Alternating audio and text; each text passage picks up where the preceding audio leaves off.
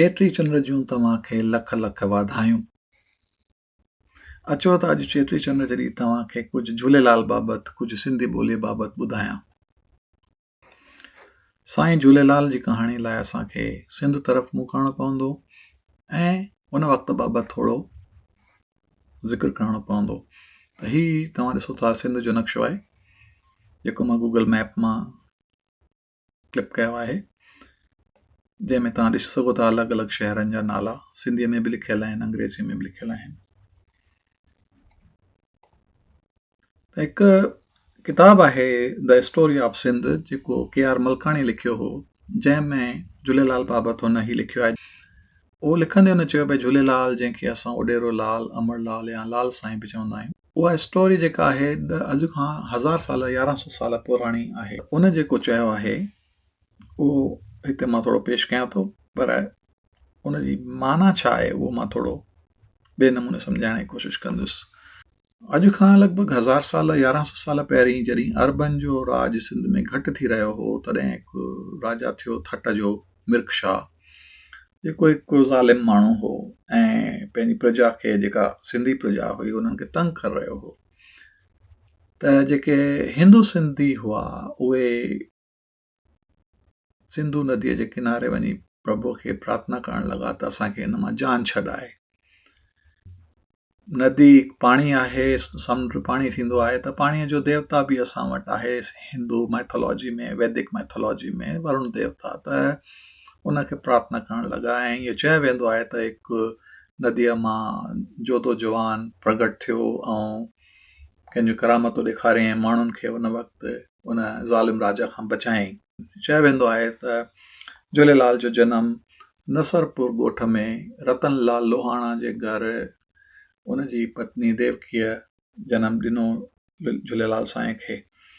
ऐं हिन में तव्हां ॾिसंदा समानता आहे, हिकु जहिड़ाई आहे कृष्ण भॻवान जे जनम जी कहाणीअ सां, त भई पिंगे में ॼाओ झूले में ॼाओ, ऐं देवकी हुनजे माता जो नालो हो वग़ैरह। त किथे किथे झूलेलाल साईं खे तव्हां ॾिसंदा त लंबी अछी ॾाड़ीअ में बि ॾेखारियो वेंदो आहे, जेको गुरु नानक जो हिकु रूप बि आहे।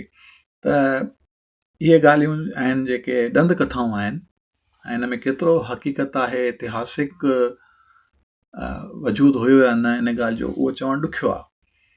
पर ॾिठो वञे त ईअं इंसानी सुभाउ आहे त माण्हू खे पंहिंजे माइटनि जी, परिवार वारनि जी हमेशह चिंता रहंदी आहे। सिंधी माण्हू हमेशह खां ई सफ़र कंदे वापार लाइ ॿाहिरि वेंदा हुआ, समुंड जे तरीक़े, ज़मीन जे तरीक़े, त उहो सालनि जा साल सफ़र कंदा हुआ। त ईअं चवणु गैर वाजिबी न आहे त उन्हनि जे परिवार वारनि खे उन्हनि जी चिंता थींदी हुई, जंहिंजे करे हू नदीअ जे किनारे ते वञी करे प्रार्थना कंदा हुआ त उन्हनि जा घर वारा वापसि अचनि, सलामत अचनि।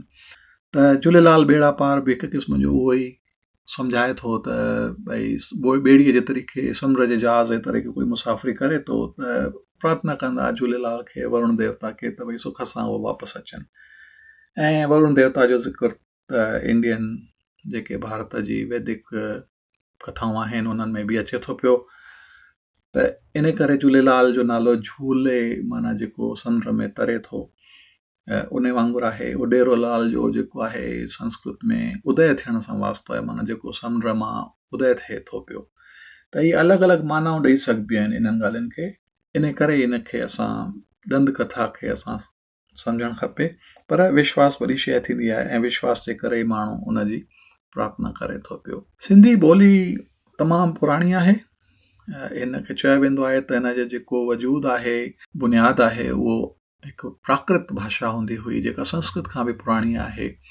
प्राकृत जो बि हिकु अपभ्रंश थियो, जेको चेंजिस थियूं हुन में, उन सां वास्तो आहे। चवंदा आहिनि संस्कृत बि प्राकृत मां निकिती आहे। त ई सम्झो सिंधी ॿोली संस्कृत जी भेण ई चइजे, जेकॾहिं भेण थी चइजे मासात चई सघिजे।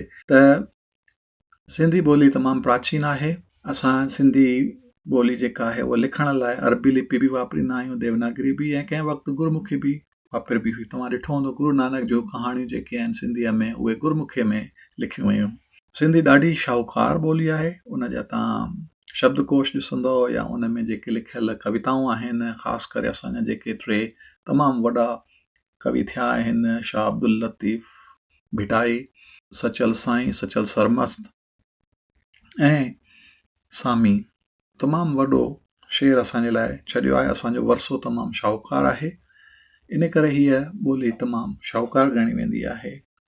सिंधीअ जूं केतिरियूं ई उपभाषाऊं बि आहिनि।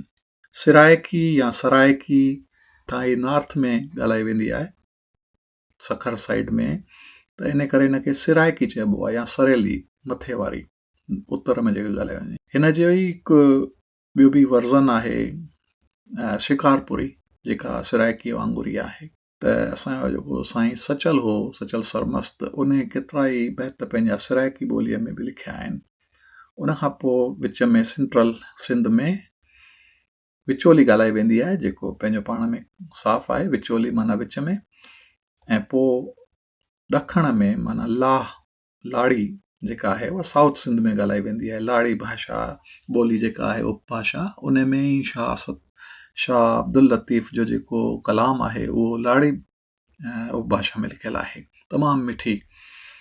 इन खां सवाइ थरी जेका उपभाषा आहे उहा डायलैक्ट जेका आहे उहा ईस्ट सिंध में, ओभर सिंध में, हिते तव्हां ॾिसंदा राजस्थान साइड में थरपारकर डिस्ट्रिक्ट आहे ऐं थर डेज़र्ट बि आहे। त इहा जेका आहे थरी उपभाषा आहे, उते ॻाल्हाई वेंदी आहे।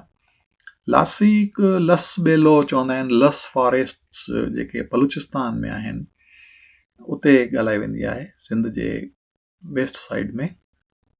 ऐं आख़िर में कच्छी जेका आहे, तव्हां ॾिसंदा हिते सिंध जो कच्छ सां बि बॉर्डर आहे, त उते जेका उन इलाइक़े में ॻाल्हाई वेंदी आहे उपभाषा, उनखे कच्छी चइबो आहे। हिकु क़िस्म जो सिंधी ऐं गुजराती ॿोलीअ जो मिश्रण आहे। त ही आहिनि सिंधीअ जूं अलॻि अलॻि उपभाषाऊं। असांजी शाहूकार ॿोली आहे, ॻाल्हायो, ॿुधो, पढ़ो। तमामु प्राचीन ॿोलीअ जा असां वारिस आहियूं। हिकु दफ़ो वरी तव्हां सभिनी खे चेटी चंड जूं लख लख वाधायूं। जेकॾहिं तव्हांखे ही पसंदि आयो आहे त तव्हां सिंधी ॿोली ओताक जो यूट्यूब चैनल सब्सक्राइब करे सघो था।